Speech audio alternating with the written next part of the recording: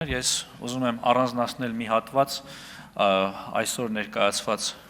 օրենքի նախագծից, որը վերաբերում է Վազգեն Սարգսյանի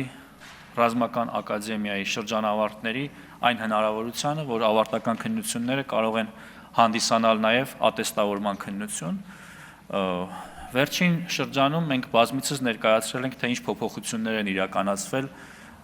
Վազգեն Սարգսյանի անվան ռազմական ակադեմիայում եւ ինչ հնարավորություններ են ընձեռվել մեր կուրսանտներին եւ ապագա սպաներին։ Ես ուզում եմ եւս մի անգամ նշել, որ 4-ամյա կրթությունից հետո, երբ ավարտում է Վազգեն Սարգսյանի անվան ռազմական ակադեմիան, մեր սպաները ստանում են բնակարան, որի արժեքը այսօրվա գներով 35 միլիոն դրամ է,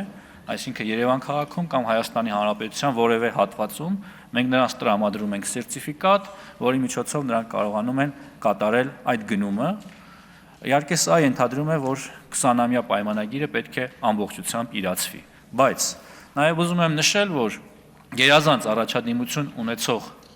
յուրաքանչյուր սպա,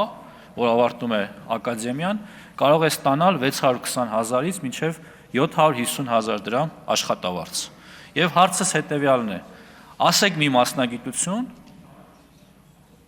որը բուհը ավարտելուց հետո քաղաքացին կարող է անմիջապես վաստակել 620-ից մինչև 750,000 դրամ աշխատավարձ, բնակարան, այսինքն մարդը 21-22 տարեկանում ունենում է սեփական բնակարան, բարձր աշխատավարձ, պետական բազմաթիվ երաշխիքներ, եւ հարցս հետևյալն է. ընտրեք մասնագիտություն, որը ավելի լավն է։ Կարծում եմ ամենալավը եւ ամենաերաշխավորված մասնագիտությունը այսօր հենց զինվորական մասնագիտությունն է եւ կոչս մեր պատանիներին, երիտասարդներին, նրանց ծնողներին մտածեք եւ կողմնորոշվեք հօգուտ զինվորական ծառայության եւ սպայի պատվաբեր պաշտոնին ու դերին։ Շնորհակալ եմ։